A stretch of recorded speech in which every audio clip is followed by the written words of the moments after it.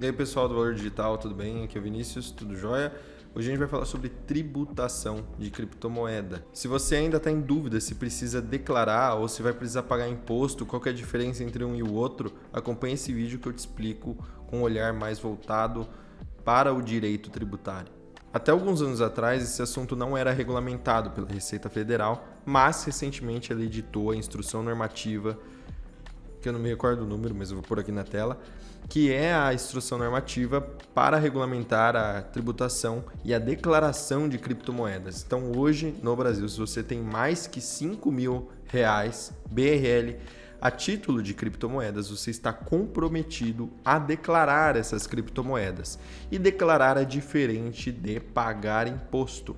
Quando a gente declara, nós estamos simplesmente informando: Receita Federal, tenho tantas criptomoedas. Isso não necessariamente vai implicar o pagamento de imposto. Porque lá no artigo 113 do Código Tributário Nacional, nós lemos que a obrigação tributária é principal ou acessória.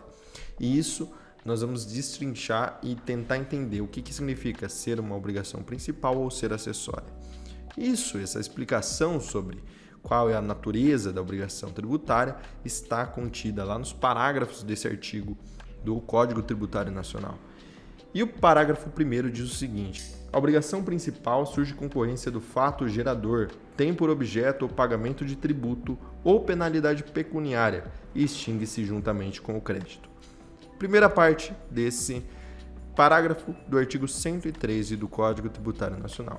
A obrigação tributária surge com a ocorrência do fato gerador. Qual é o fato gerador? É sempre um verbo mais o objeto. Então, ser proprietário de veículo, ser titular de criptomoedas. No caso aqui, o fato gerador da obrigação tributária de declarar criptomoedas é simplesmente ser titular de criptomoedas, contanto que o valor que você tem em sua carteira seja maior que R$ 5.000.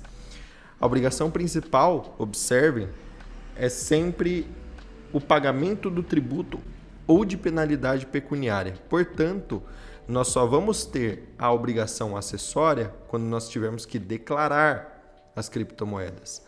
A obrigação principal é simplesmente pagar, enquanto que a obrigação acessória é fazer. Por isso que o parágrafo 2º diz que a obrigação acessória decorre da legislação tributária e tem por objeto prestações positivas ou negativas. Declarar imposto de renda, deixar de praticar um ato, são as obrigações acessórias. Por isso, nem sempre quando você é titular de criptomoeda, de criptoativos, como a Receita Federal chama, você terá que pagar imposto. Ser titular de criptomoedas, de criptoativos, não implica automaticamente o pagamento de imposto sobre esses seus ativos. Portanto, não há nenhum problema em você declarar para a Receita Federal que você tem 10.000 bitcoins. Não, 10.000 bitcoins ia dar. Basta que você declare e informe a Receita. Tenho aqui tanto de patrimônio a título de bitcoins, Ethereum, enfim. As que estão hoje classificadas na Receita Federal são Bitcoin e algumas outras criptomoedas específicas, mas infelizmente, ou para nossa alegria também, nem todas as criptomoedas estão elencadas e nós vamos lá na nossa declaração preencher como outros ativos. Mas a questão é que a Receita Federal já incluiu no programa um campo específico para você declarar suas criptomoedas. Agora, mudando.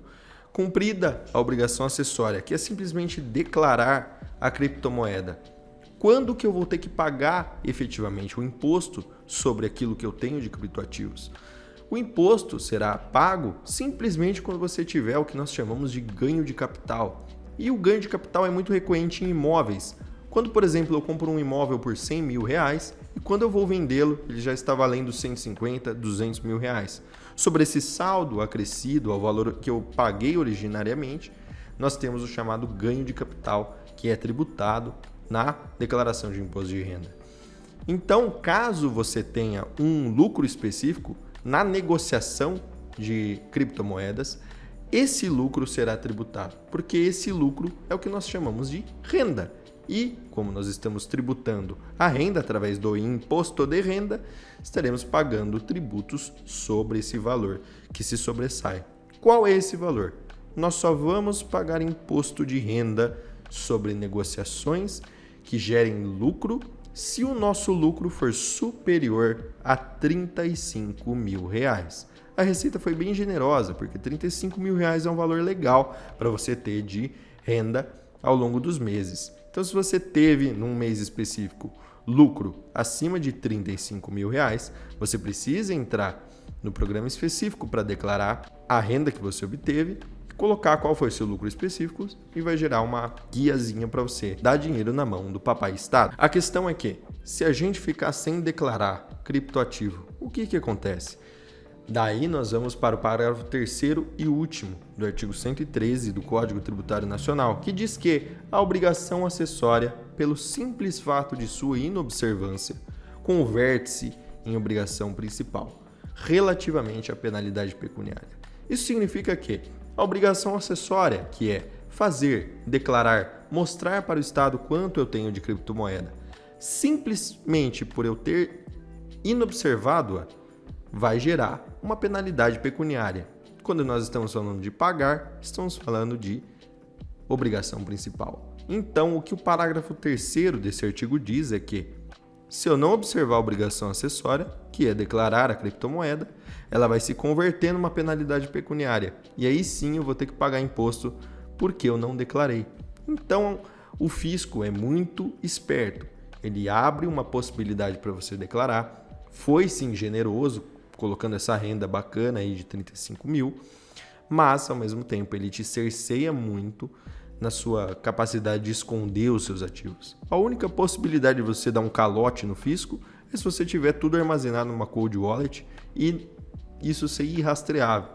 Mas, a princípio, não há nenhum óbice, nenhum problema para você declarar as suas bitcoins, os seus satoshis para a Receita Federal, porque o simples fato de você ter Bitcoin não gerará uma tributação sobre aquela renda, sobre aquele ativo que está na sua carteira. Então, eu espero que você tenha entendido a diferença entre tributação, declaração, quando eu preciso declarar, quando eu preciso pagar e o que acontece se eu não declarar. Tudo isso à luz do próprio direito tributário. De todo modo, se você gostou desse vídeo, deixa um gostei. Se você gostou muito do vídeo, se inscreva, porque afinal de contas não tem motivos para você não estar inscrito ainda. E de todo modo, eu espero que eu tenha ajudado.